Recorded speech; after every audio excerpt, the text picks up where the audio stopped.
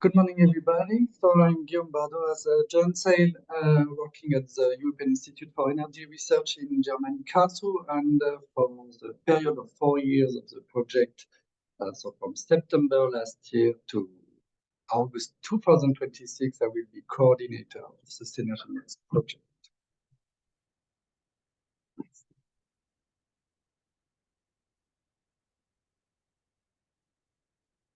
Okay, I'm back. So as I said, each sector can only partially decarbonize itself, and what we are working here is to show how the heat sector can help decarbonizing the electricity sector, and how the electricity sector can help decarbonizing the heat sector. And through that, to do that, we are focusing on the flexibility provision through smart management. What does that mean? That we will look at how power to heat to power and other technology can bring, fill the gap that the different sector cannot fulfill themselves. So you have to see you have always some euros at the end of my slides, because the purpose of the project is to show that you can do it in a profitable way, to know also profitable for you.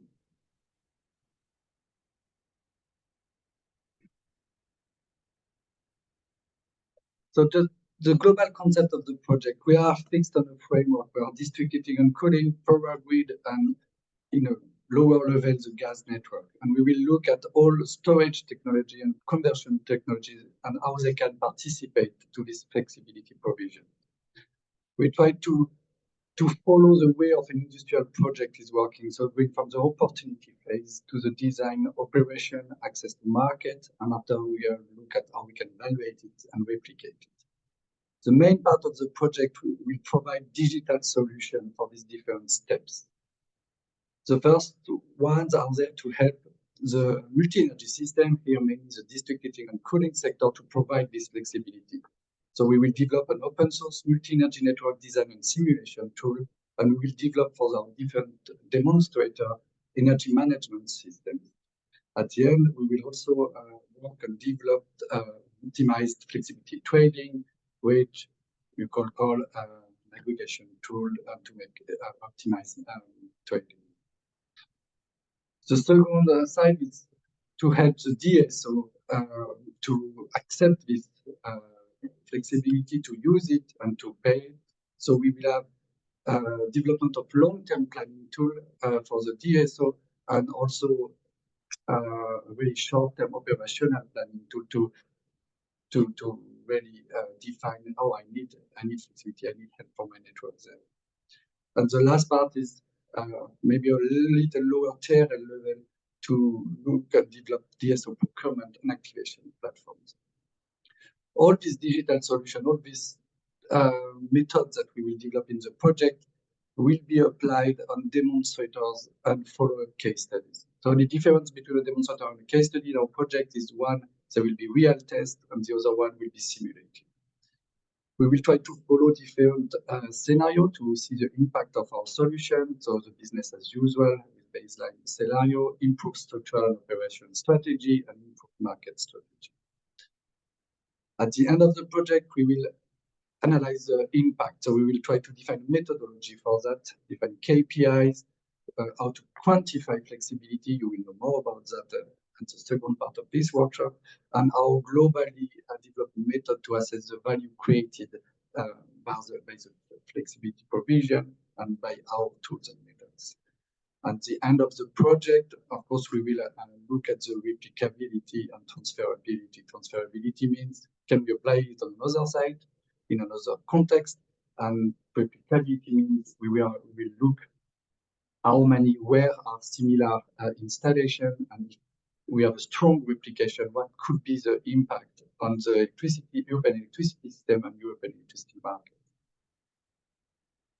Just to have an idea of the timeline, the demonstrator are preparing their work from 2023, and we need final results in 2025-6.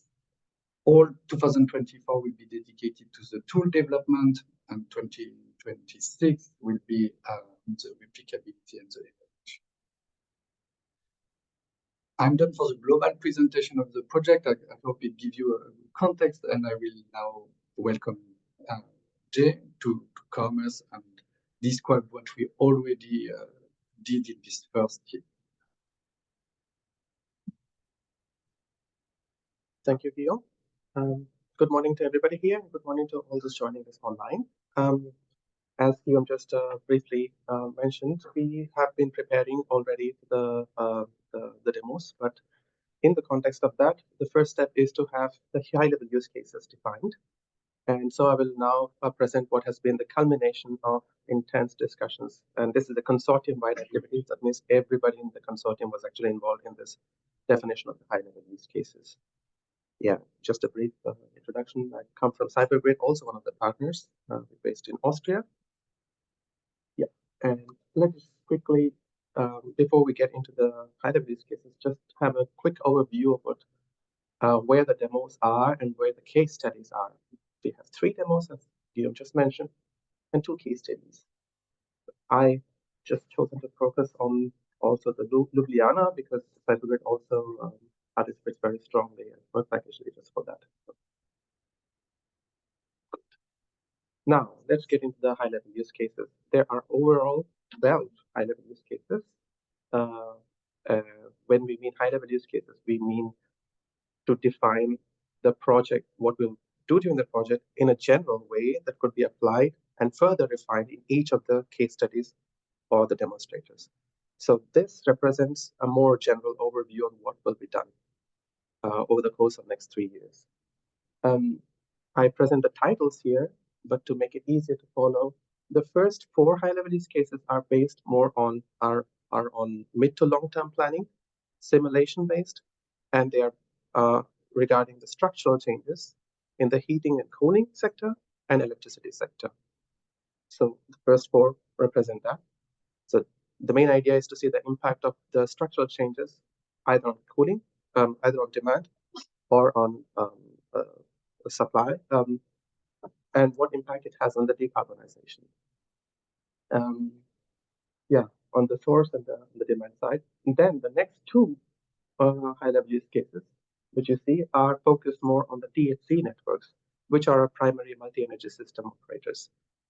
So the first one is the optimization of the DHC network itself. So it's the operational optimization and also optimization of the network. The second is the optimization. We will get into it more details later because we have chosen 3 high-level use cases, which we'll get into. I forgot to mention that. We'll get into the details after presenting the first 12. So the second of the DHC oriented or focused high-level use case is provision of the flexibility. That means this presents actually a sector integration. So the flexibility that is offered, untapped flexibilities from the DHC net, the systems which can be offered on the electricity market. And that's the focus of the use case number 6, which you see here, point number 6. Then the next 3 high-level use cases are DSO oriented. As you can see, the first one is on planning, the distribution network planning, and that's more short-term and mid-term planning. And the next 2, the next is advanced short-term or short-term planning. And short note, when we mean in our project short-term, we mean day to a week. And when we mean mid-term, in our context, we mean 1 year to about 5 years. 1 year to about a few years, but 5 years. But long-term is up to 10 years. So this is basically what we have as our terminology. It gives you an idea about how we address the time frames. Then the last of the 3 focused on DSO is the flexibility procurement and the provision and the utilization by the DSO. Yeah, so that would be the DSO local market.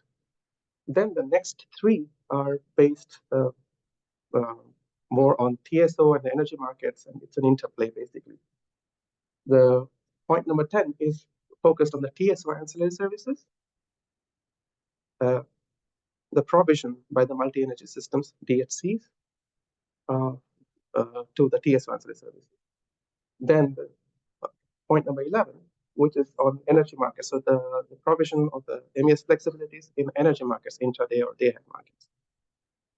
Then the last one is the optimization of the electricity trading across the markets, which means intraday, day-ahead.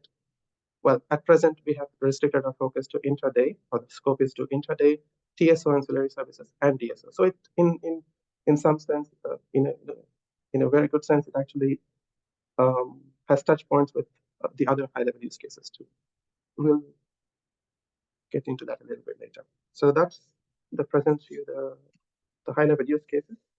And now we have chosen, as you have seen in the agenda, 3 high-level use cases, which are the focus. The first one is to do with the focus on the simulations and on the structural changes, but on the heating and the cooling demand. Is a general schematic on what is expected. If you see the ones which are colored, that's more or less the business as usual. The structural change is what will be simulated, and the idea is to see the impact of activities or measures like DHC network expansion or the heat storage, thermal energy storage on the impact on the decarbonization. So that's the focus of this high-level use case. I'll give you a little minute to look at it.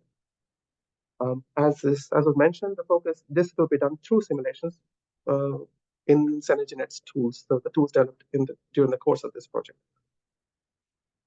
And the next high-level use case, which is going to be, which we'll get into a little bit more detail also later. As I mentioned, this is to do with the flexibility, the untapped flexibilities currently from the DHC systems, because which can participate in different energy markets. So at this time, as you can clearly see in this use case, it provides electricity, the flexibility, but then the utilization is actually addressed by the other high-level use cases. So really, to discuss this, we have to make a whole story of it. We have to discuss the other high-level use cases too. And therefore, there is a touch point, which I mentioned there. We'll get into details later. Of course, to provide the flexibility, the DHC system has to first do an optimization, because my primary business is to provide heating and cooling. That's their core business. And this is an additional flexibility, so they can't really, the municipality owned in some cases, so they are obliged to provide, they cannot skimp on that, so to speak. Yeah, and therefore, that's the second part of it, which is while minimizing the negative impact on the DHC network operation, because this is the core business activity. Then the third, which is on the DSO local flexibility markets. So it deals with all the 3, so procurement, provision, and utilization. Of course, even before the procurement, there's a DSO planning, because the DSOs have to first figure out what's the flexibility that they need to solve a problem, critical problem, congestion, for example, and then they procure or call for flexibility to solve that issue. There's a general schematic, which also my colleague Alessandro will come into it later and present. So that's basically the general schematic. There's the registration, then the activation. The FSP is a flexibility service provider, and the rest is reporting. Yeah.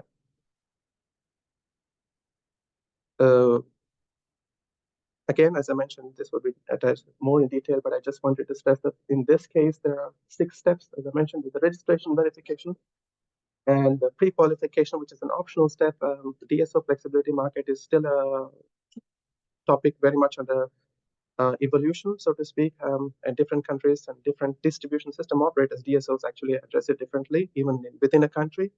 So pre-qualification is a very much topic under evolution, so therefore it's considered as optional at present. And then the DSO planning, which will actually discover the flexibility, and procurement and the negotiation stage. The technical delivery, which means the real delivery of the flexibility that's been promised or accepted. Then the final is the validation settlement for billing and remuneration purposes. Then I will pass, I'll invite Claudia to to present the high-level use case focus for French demo. Thank you.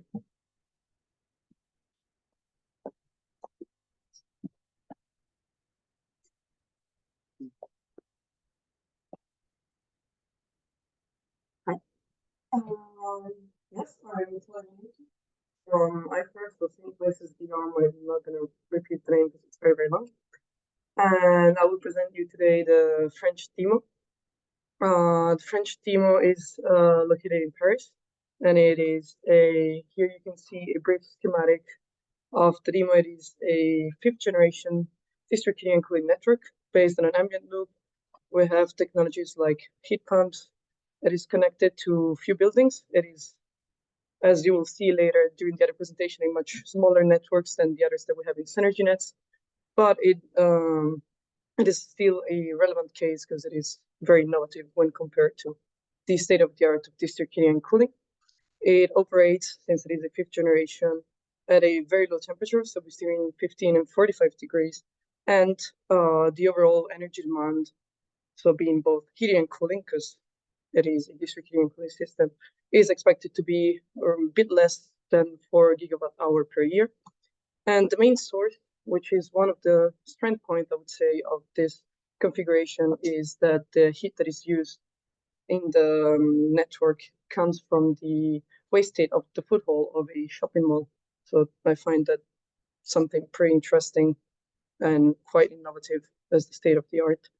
And sometimes the waste heat and the heat generated from the heat pumps may not be enough to cover the full heat demand. So you can see here to the bottom right that it is connected to the CPCU, which is the district heating network of Paris. So in case we can provide full district heating that is required for offices and the shopping mall and even some domestic hot water for a hotel, then it will be supplied by the network in Paris. And yes, a brief overview of the objectives of this French demo. On one side, we have ambitions when it comes to planning. So some of them will be simulated, some of them would be actually a real implemented case. And when it comes to planning, we want to understand the mid to long-term planning with some simulations and tools developed throughout SENERGY NETs, and also hands-on figured out the distribution network planning with real, how do you say, real hands-on on the project. It won't be as much of a simulation, but actually using softwares that are already in place. The optimization of the operation of the district heating network. This is also one of the target objectives for the French demo. And finally, as we talked a lot about today, we want to understand the provision of flexibility to the electricity system, how the district heating and cooling network can provide flexibility to the electricity system on a series of different markets. So it can be ancillary services to the TSO or DSO flexibility provision and so on and so forth. And here is a bit more into the detail of the one of the high-level use cases that will be then implemented into the French demo. So it is focused on the mid to long-term planning, as Jay already said, for multi-energy system decarbonization through the diversification of the heating and cooling demand by structural changes. What does this mean? First of all, mid to long-term, there's a time frame of up to 10 years. And the objective is to understand how a structural change, so that could be a network expansion, as we said, or in the case of the French demo, most likely a thermal energy storage increase, because there is already a thermal energy storage present on site. How will these affect the decarbonization of the district heating and cooling network, and of course, subsequently on the electricity network? Because as we've said, the bigger scope of SENERGY NETs is to understand the integration of the different sectors and how an intervention on one sector can influence the overall energy system decarbonization. So that's the bigger scope. In the case of the French demo, it would be mainly analyzing how different sizes of thermal energy storage will impact the decarbonization of the multi-energy system as a whole. And yes, in other cases, that could mean analyzing the future network expansions if the system were to be replicated or more buildings were to be added. So yeah, they will be based on the use of simulation tools like the Panda tools that are tools developed by the Fraunhofer IE and Unicastle. It's a joint effort. There's 3 different Panda tools. So we have Panda pipes, as you can imagine, water, so heat and cold and gas, and Panda power for the electricity connector. And then you have Panda presumer, so in case you have distributed generation for, I don't know, PV or other users. Basically, what we're going to do is have a overall network shape, and then figured out how the intervention, so I don't know, adding, in this case, a thermal energy storage in one point or in another, or increasing an existing one, how is that going to impact the overall system?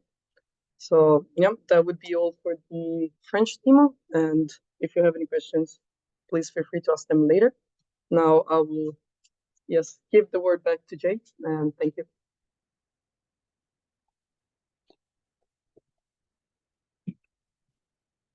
Hello again. Yeah, now I come back to present the other demo, another demo, one of the 3 demos which we have. This is in the city of Ljubljana in Slovenia. Yeah, and in the context of this, I should also get into the use case, the high-level use case implementation. Let's have a very quick review of an overview of what Slovenia demo is like. This is it's based in the northern part of Ljubljana.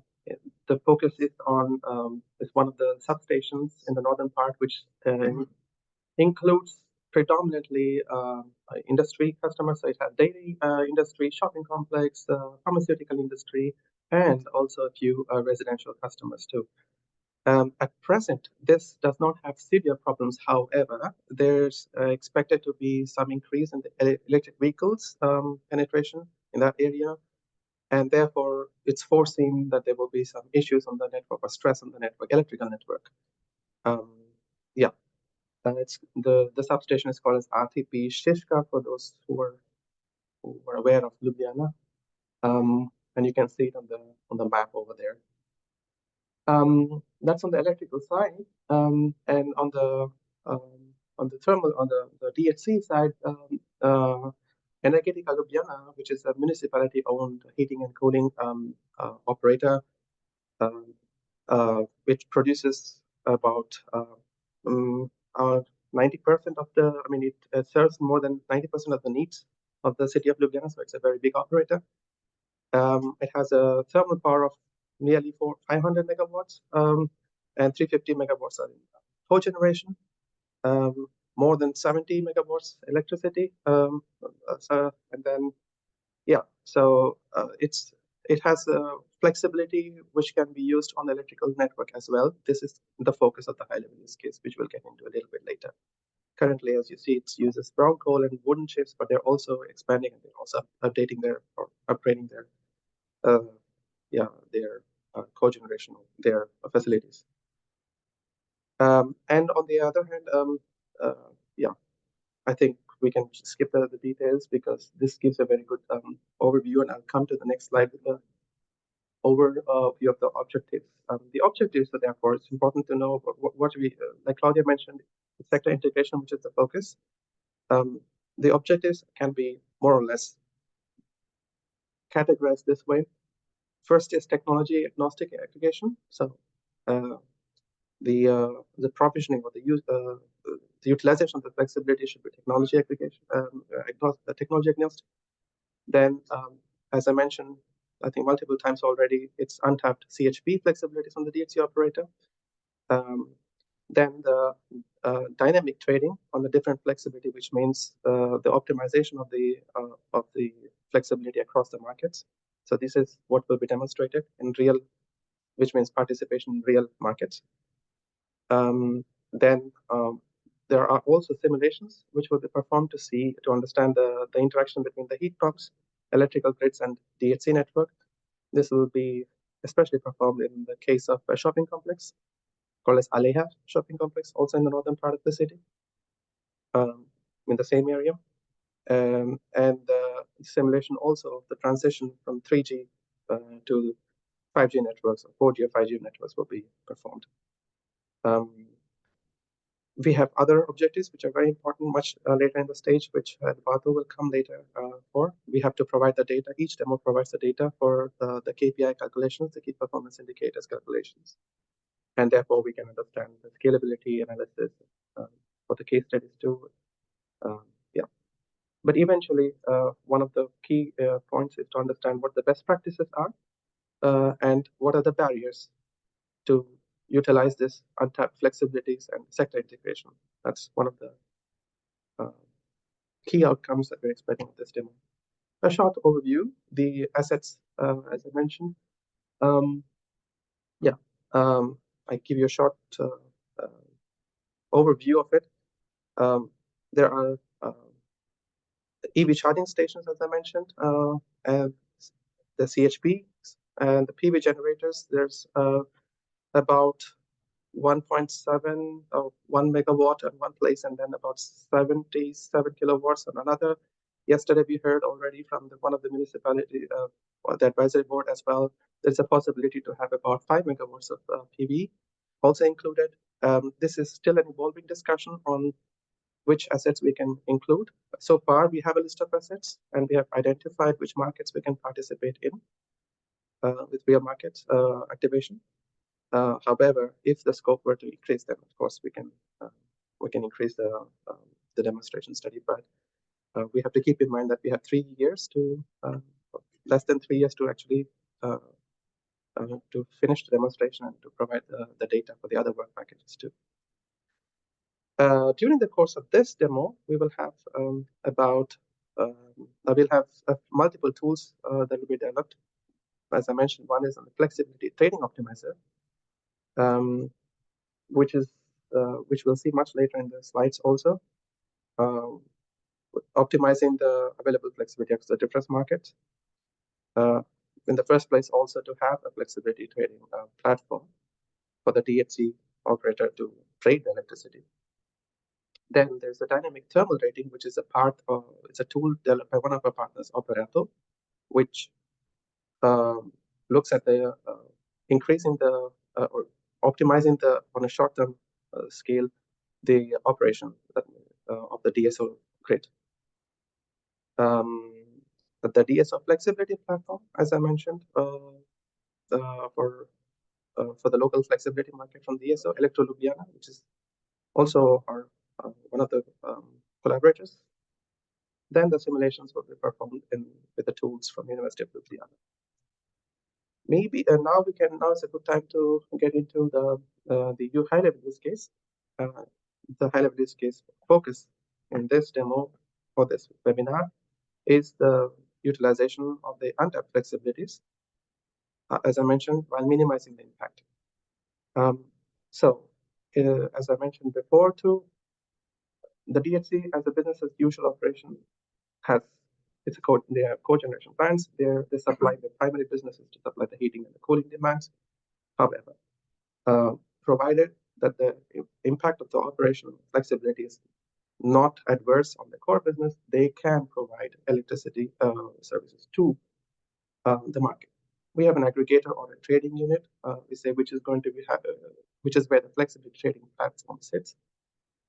And as I mentioned, this use case to present a good and a coherent picture, it's important to look at the other use cases because it's touch points with the other where the electricity is eventually where the flexibility is eventually utilized.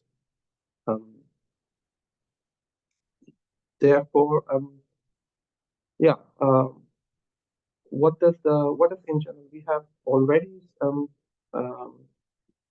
a flow chart and the interaction diagram, but instead of getting too much into the details, I will just guide you through. So the first part actually starts even before, where the DHC actually does the DHC operator first does an optimization of the operation. Then they are able to identify what flexibilities they actually have in the system that they can provide. However, now that they have the flexibilities, they also need to have a revenue expectation, so they get a price signal, price forecast, and the revenue expectation from the other high-level use case. Depending on the revenue expectation, the DHC operator then makes a decision whether or not to participate. Then, when they have or they permit their flexibility to be utilized, then comes the flexibility trading of maybe the next one. Then comes the optimization across the different markets. As I mentioned before, the focus at present or the scope has been mainly on the TSO ancillary services market. Again, we are focusing in Slovenia on FCR is mandatory, and then EIFER, so no MFRR for the moment, and no day ahead, but only intraday, and of course DSO flexibility. So which means we are talking about TSO ancillary services, DSO flexibility market, and intraday market. Yeah, and let me just go back, and after having the optimized utilization, then the rest of it is basically the settlement and the validation of the contracted flexibility. Right. I just would like to point out how this use case actually sits in. As you can see on the bottom left, Moe Electro is a DSO flexibility platform which will be further developed during this demo. This is the platform on which the tenders from the DS Electro Ljubljana is going to invite flexibility or invite flexibilities to be offered. And there's also procurement and activation in the platform. Then, of course, for the TSO, there's a TSO trading platform, then the market operator for the energy exchange for the intraday market, and the flexibility trading optimizer and the platform is on the, where you see cyber, and then MES operational planning and the HDR control, the demand response control, and that represents the operational planning optimization. MES basically represents our CHP operators, which can actually provide. So it starts from the right side. Yeah. Maybe I will skip the details on this, but it gives a short overview about where the focus is. The yellow highlighted areas are is the focus of the demo. This gives a general flow of how the flexibility will be utilized on the different markets and on a time scale too. It's similar to the previous slide, but presents a sequence. And I can come back to it with if you have more questions later. But for now, I shall request Alessandro, please.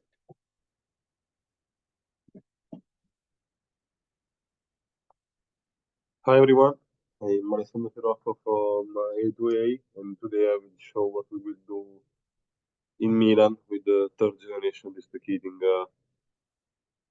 grid. So, focusing on what we are the demonstrator and the case study that you have seen, there is the last one that is missing, that is the Italian one that is made with the consortium of different actors. Of course, there is the A2A group with both A2A corporate and A2A services that manage the district heating plants. There are our colleagues of Unity that manage the electrical distribution grid, and we have the support of RSC that will help us strongly with the development of the different tools and algorithms that we need to implement what we will look in the next year and in the next slides. Of course, there is the help of colleagues of Federconsumatori and Associazione dell'Area di Riscaldamento Urbano that we have to share what we would like to do and we will do in this project with the different stakeholders of Italian and foreign markets. So, a quick overview about the Milan's demo. For the electrical part, so you can see the orange box, we have 4K end users involved, 104 kilometers of cable, more than 200 megawatt of contractual power, and more or less 30 megawatt of production for distributed energy resources. One of these is the Canavese power plant that is located in the southwest part of Milan, that has big cogenerating gas engines, so 3 different ones of 5 megawatt each. three gas boilers of 15 megawatts thermal power, of course. Two different heat pumps. One is geothermal heat pumps, and the other is helping the intercooling part. Two different thermal storage of 1,000 cubic meter. That is more or less 30 megawatt hour of thermal power, thermal energy. And one electrode boiler that is, I'm very proud of it. This is the biggest one in Italy, and is has a very high level, high technology inside it. As my colleague said yesterday, it's possible to go from the minimum to the maximum power in less than 3 seconds. So during the project, Unareti has the aim to install advanced monitoring system along the different feeders of electrical network to better understand and manage the grid. Ad Bagalkote Servizi will install a thermal power plant of 300 kilowatt, of course, thermal power. And our colleague of 8way will support to integrate all the tools that will be developed by RSC inside our systems. And of course, they produce something. So what are the objectives? Here you on the left, you can see a picture of Canavese power plant. The objectives of the project is to demonstrate the different integration, of course, of heating, power, and gas vectors in the Milan site by participating in the AC situation to the day-ahead and intraday energy markets of electricity and gas, providing or simulating the provision of ancillary service to the TSO, transmission system operator, and test in field the provision of flexibility services for the distribution system operators. So for Unareti. How can we do that? We have supposed to divide the work package 4 into different 3 main tasks. The first one, we have to plan what we want to do. So we will plan the demonstrations. We will integrate the tools in the second task that will be made by our colleagues in previous work packages and test it. And of course, do some tests on field. And the last part is one of the most important. We have to understand what we have done and collect the data and compare with our colleagues of other demos and also to the case studies in order to share with another work package to understand which can be the scalability of the solutions. But getting a little bit more into the detail, I so divided it into the objective into different 4 paths, we can say. The first part is the planning phase. So we have the real-time operation of a grid that drastically changes for a DSO. We do not do only investment. Now we can use the flexibility to solve some congestions. The short-term solution to solve the congestion. So we need to understand which is going on in our grid, what will be going in the next days to understand how to solve and to guarantee the supply of energy 24 years, 7 by 7. And also planning of a medium to long-term scenarios. What will be done, what will happen in the grid in the next, as Jay said before, starting from 2-3 weeks, arriving to up to 10 years ahead. The second part is the possibility to have a simulation with the Panda power and Panda pipes that Claudia has shown better than me before. That's it's the open source tool to simulate the behavior and the operation of the grid and the simulation of the different scenarios that I've said before. The third part is the dispatching. So it's more related to the multi-energy system, to the Canavese power plant. So the forecast of the grid's behavior, both of course on the electrical part, but mainly on the district heating part, and consider a new way of the optimal dispatch. In the previous project it was magnitude, they had the optimal dispatching for the provision of the TSO flexibility. In this project, we will do a step ahead and we will consider the optimal dispatching, considering also the provision of to the DSO and different type of TSO products. The last part is the flexibility market. So it's very important for a DSO to understand what to do we need in its grid for the next days or next month. Of course, we do have to know that there are some flexibility service providers inside our grids. So it's important for the MES to participate in the different market, and this will help Unareti, SES, and the whole 8-way group to better validate the methodology and scale up the solution. Of course, thanks to the experience gathered by also other partners, other colleagues from other countries that will help to improve our solutions. So quick focus on what we would like to do in the ancillary service markets. We will gather data from our second generation smart meters that we have inside our households or in the different users of the Milan grid. We will take into our IDMS, that is the advanced monitoring and systems managed by Unareti, that will give us to the platform that we developed thanks to the colleague of RSC, the grid behavior, the grid model, and the different resources that are available on the field. And during this, into this platform algorithm that is called DERMS, we will define which will be the needs for the next days, few days, weeks, understand how we can solve our congestions thanks to flexibility, manage, of course, the flexibility offer that will be taken from the market platform that also will be implemented into the project thanks to the colleagues of CyberGrid and the support of the RSC colleagues.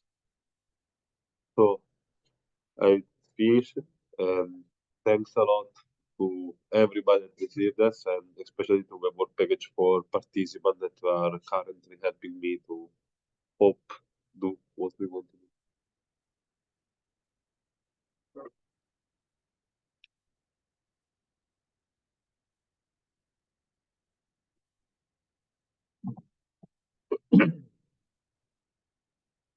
Okay, thank you. I'm Edoardo Corsetti from RSC Milan, Ricerca Sostegno Energetico, and I will talking about the flexibility concept and methodology assessment of the sector integration in SENERGY NETS.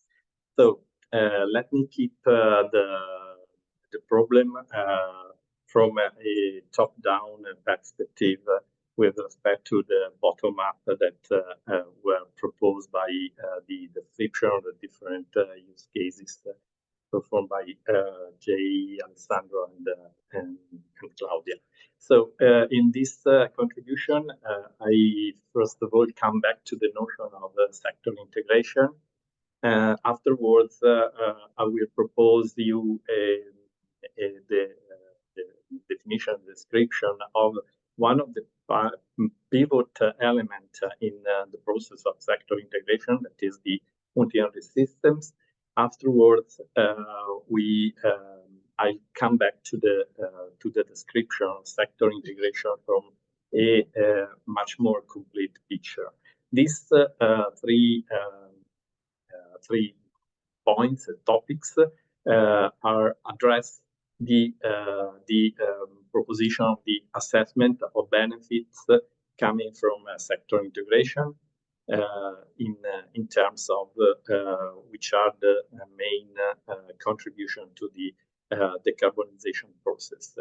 The last point that is mainly the focus of this intervention is the proposition of a model for flexibility in order to drive the provision of flexibility by multi-energy system in the different regulation and the market framework.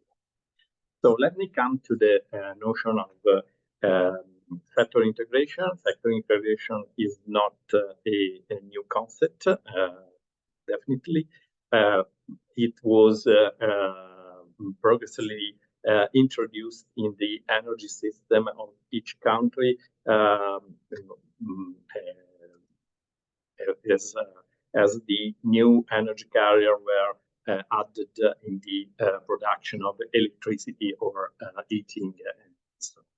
So in this picture, we have four main energy carriers, more or less the energy carriers, the different demo that win SENERGY NETs. So we have the power energy carrier, the gas one, the heat, and the cooling. It's interesting that between energy carrier can be an intersection, a possible intersection. So in some cases, gas and power or gas and heat and so on are related by some technologies. And in this respect, for instance, the intersection between gas and heat is covered by gas to heat technologies, and the intersection between power and heat are covered by power and heat technology, and so on. This is interesting because this introduced the concept of multi-energy systems. So till now, the technologies I mentioned before were in some way dealt with in a generic contribution to the heating production, electricity production, cooling production, and so on. In this new perspective, introduced by the need to decarbonize the energy systems, and that is a concept that is in some way we are going further with respect to the efficiency, which was one of the main driver of the energy system in general. The new need is to analyze the interaction among the different energy carriers, how they are dealt with by the technologies, and how these technologies are managed to better produce heating, cooling, electricity, and so on. So in the notion of multi-energy system, so we endow a number of technologies. So we have CHP, we have the gas to power, the power to cooling, power to heat, and so on. The strong point is within a multi-energy system, we have the ability to monitor and control these technologies. And so this is a strong point because multi-energy system becomes not only a node in the energy system, so linking together different energy networks, but this is a node which in some way we are able to acquire the current fluxes of different carriers, and we are in some way able to modify these fluxes. And in this respect, we have two important entities that are strictly related to multi-energy system. The first one is the demand. Multi-energy system is characterized by the fact that this system provide a service to a demand. This is fundamental. So multi-energy system is managed in order to provide the demand with a reliable power or heating and so on. And this is a strong point, especially for the market dimension. The market is the way multi-energy system acquire the fuels to supply the demand. And so in this respect, multi-energy system provides its ability into in the combination of energy carriers and support to the demand. These are two very relevant points. Coming back to the ability of the multi-energy system, sorry for the complex of the picture. Let me start from the center of the slide. Into the multi-energy system, as I said, we have a number of technologies. These technologies are devoted for the support to the demand.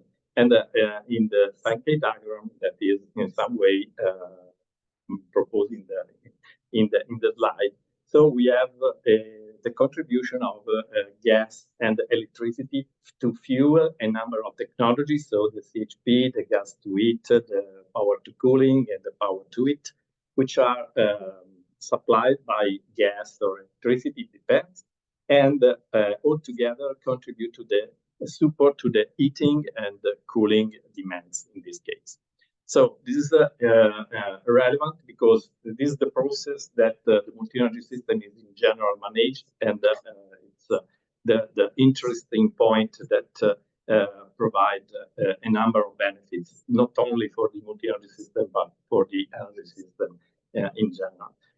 And in case, for instance, the conditions are modified concerning the prices for electricity and gas. So the multi-energy system is able to reconfigure, to reschedule the different technologies in order to support the demand the same amount. So the differences between the two pictures concerns the fuel that we are providing the multi-energy system, and not the demand. So the multi-energy system, in case exploit some opportunity in the energy markets, and then it decide to produce exploiting much more gas than electricity, or vice versa, and so on. And so, let me say, it is making a market arbitrage. So for its convenience. But this convenience, this ability to reconfigure the current production is also an opportunity for the system, for the power system in particular, that in these years are dealing with the production of renewables, which are a benefit from one side, but introduce a number of uncertainties in the power system. So in some cases, these sources produce much more than the forecast, or less than the forecast. These differences with respect to the foreseen baseline can be exploited within the multi-energy system, because as we said, that multi-energy system is in some way able to directly exploit some opportunity on the market. So exploit a lower price for electricity, for instance, reconfiguring its production. But it is also able to manage some issue on the power system, trying to adequate the demand. So introducing a demand side management procedure ability. And this is another point which is relevant for the system in general, because of course the uncertainties introduced by renewable are not easily managed in general, but multi-energy system can provide a reliable support, because the multi-energy system can exploit opportunities on the market while maintaining the supply of the demand. This is important and a strong point. The last point is the ability of multi-energy system in this last year to contribute to the support of our system, in particular providing flexibility for ancillary services and other services that our system can. These are this complete the picture from the standpoint of electricity market in particular. So let me come to summarize all the notion that we have introduced in this first slide. So we have a number of multi-energy systems operating on the energy system. These multi-energy systems in general are connected to the energy networks and regulate the fluxes of energy carrier through the energy and flexibility markets from one side, and from the gas market from another side. And in these last years, novelties concern the introduction of local of energy or flexibility market, which in some way can reduce the problem to share the different energy carriers from a country level to a local level, which in some way, in some cases, can reduce the complexity and the effort needed for the overall management. So all these notions just to say that in assessing sector integration, the big point consists in the more or less in two levels. So from one side, the ability of multi-energy system in providing flexibility, and from the other side, in the market and regulation frameworks in the requirement enabling the flexibility arising from multi-energy system to be provided, because the problem has two faces and should be coherent these two faces. Otherwise, it's an issue. So from one side, the flexibility from multi-energy system, in particular in SENERGY NETS, we are dealing with different dimensions, in some way introduced by Jay before. So we are studying the flexibility from mass from a time dimension, so introducing different horizon duration, a spatial dimension, considering the flexibility from ESO, so at a local level, or to the TSO in a country perspective. Technology and energy carriers are also considering, in particular, the ability, the contribution provided by the storage technology in energy systems. So the potential of multi-energy system flexibility is another point, and it is the parameter that we will use for a comparison with the ability of the regulation and market frameworks to accept this parameter. In particular, for regulation and energy markets frameworks, the assessment should highlight at what extent flexibility market products are coherent with the technology neutral requirement. So in the 5 countries where we have the 3 demos and the 2 case studies, this concept is generally a driver for the definition of the flexibility product or no. Another point consists in the study the degree of liquidity of markets, so the ability of a multi-energy system to switch from one carrier to another. But this means that it is able to switch from an energy market to another one.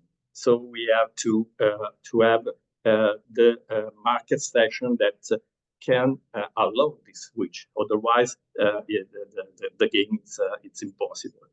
Another point consists in the avoid multi-energy taxation at each step of the value chain.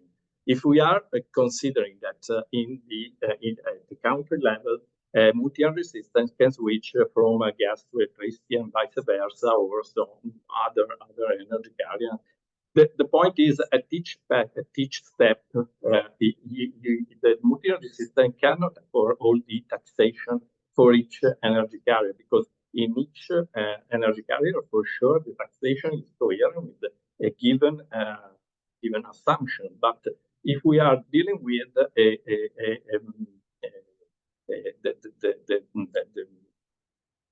if we are dealing with several steps, it's impossible to pay taxes at each step, because it's incoherent with respect to what we are asking to multi-energy system.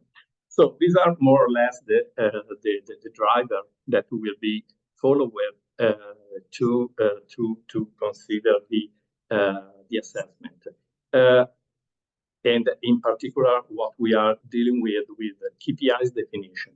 About flexibility, RSE developed a flexibility metric in the former project magnitude, and we are refined also in SENERGY NETS, that in some way would the goal of this methodology, this metric, is to exactly quantify the flexibility at each step. So at the multi-energy system step, the regulation, and the market step, in order to perform, first of all, be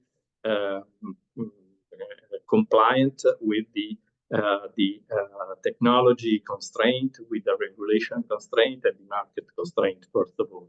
But the methodology also allows to quantify the flexibility at each step. And so we are able to measure the amount of flexibility that, for instance, the multi-energy system is able to provide, and the amount of flexibility that is reduced due to the different constraint introduced at the regulation at the market level. And this allows us to express a measure of how the regulation and market frameworks are able to accept the flexibility, and which measure, to which extent this is not guaranteed. So very quickly, this methodology is formally defined and is endowed within the EMS, in particular, that we developed for the Milan pilot. But in general, it can be for sure implemented in any energy management system, because in general the concept are well defined. So we have the physical and the operational cross-carrier flexibility for multi-energy systems. So the flexibility that the multi-energy system is able to provide. At the regulation level, we measure the flexibility that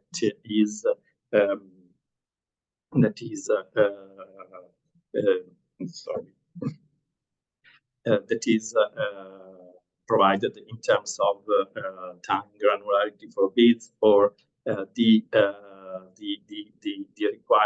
constraints expressing the different requirements, for instance, the full activation time and minimum power for several flexibility products.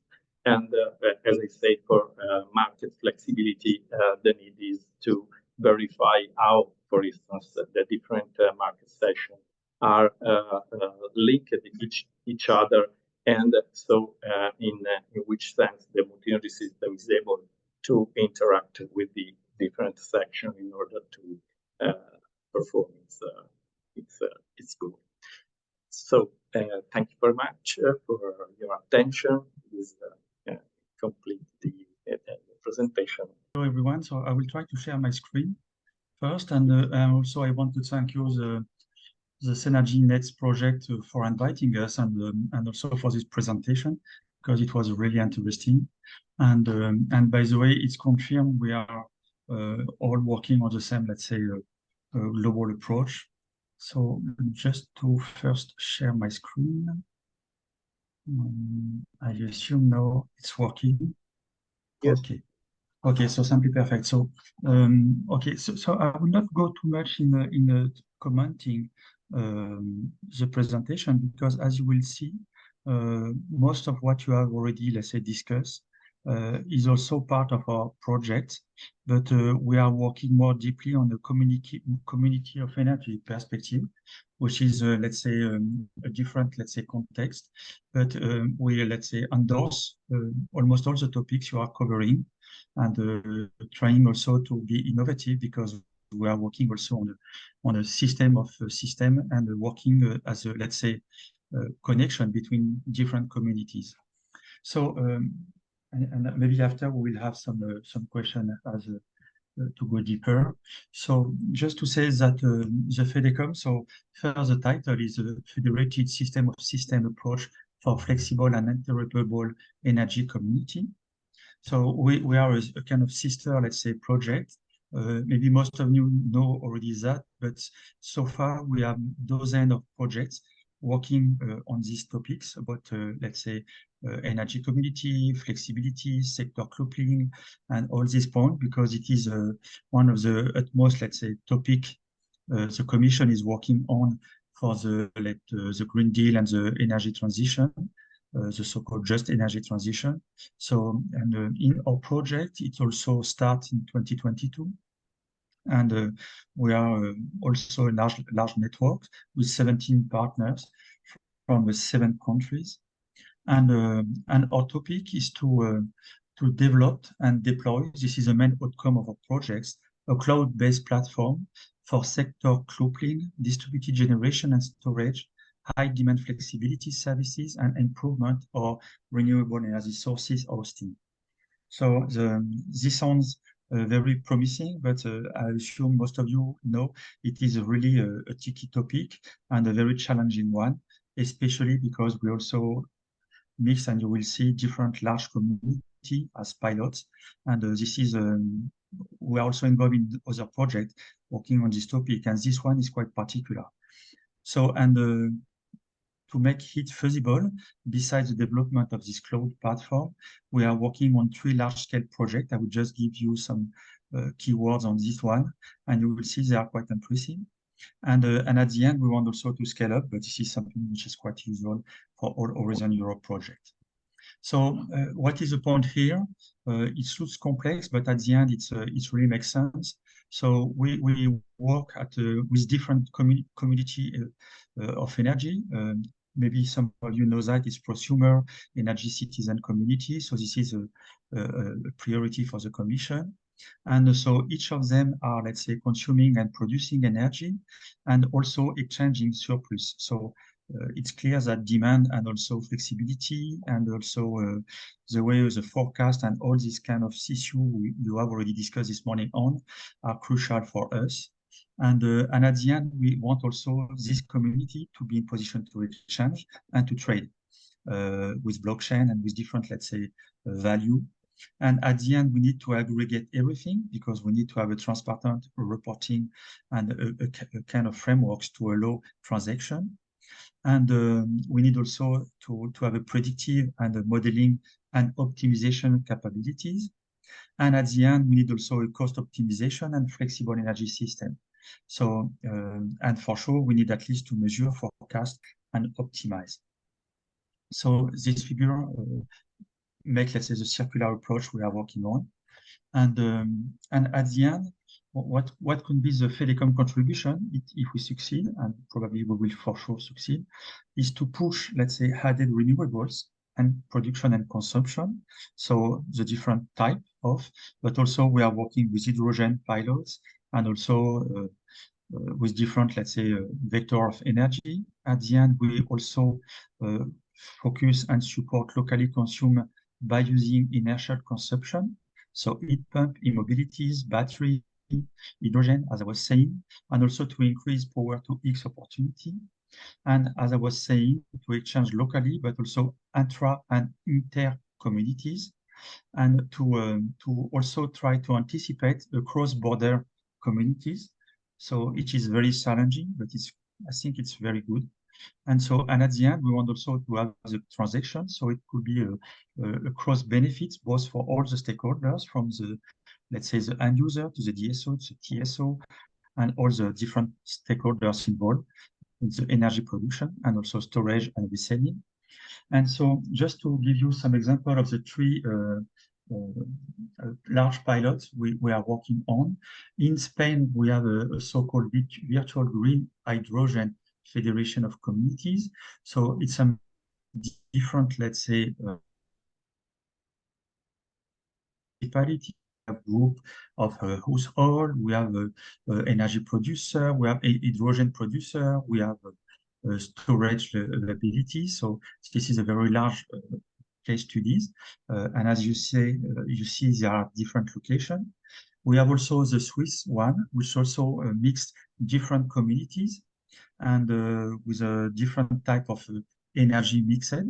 And at the end, the last one is also a very interesting one because it's a cross-country e-mobility federation. So in that case, we are connecting different communities virtually and also by the market we are creating in different places in Belgium and also in Netherlands.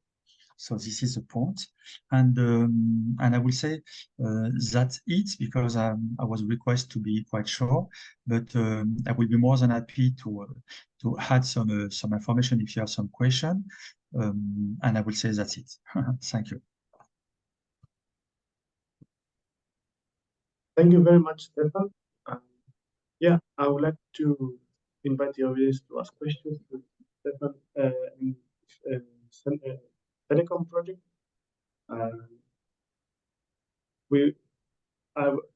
happy to see that we can work on so many different aspects of our two thinking projects, and it was a nice opportunity today to have this exchange between us as an introductory meeting. Stephane, thank you very much for being here. Yes. And maybe just to say that at the end, we are also focusing on the demand side. You already explained that in your different pilots and also in your modeling approach. But what is very important is that we are going deeper also let's say the household component and the end user component. And it is very sensitive because we all know tracking this kind of demand to reports and to create added value in the community levels in a perspective of exchange is adding complexity in the models and the predictive models to increase, let's say, the flexibility and the sector coupling. So this is why we really think we need to work together, but we have a kind of, let's say, number of sister projects, because at the end, a real platform in the long term will have to communicate, or at least to be somewhere, let's say, adaptable to endorse which are going to produce as data. And it's very important. You were speaking about KPIs. We also speak about the predictive data, the flow of data, and how we are going to feed the different models, because at the end, we are going to exchange and to create value and money on that. And it has to feed the different stakeholders to, let's say, the long-term perspective of these kind of models, which are quite sensitive, especially about data.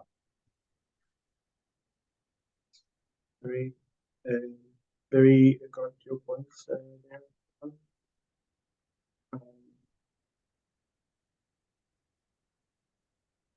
So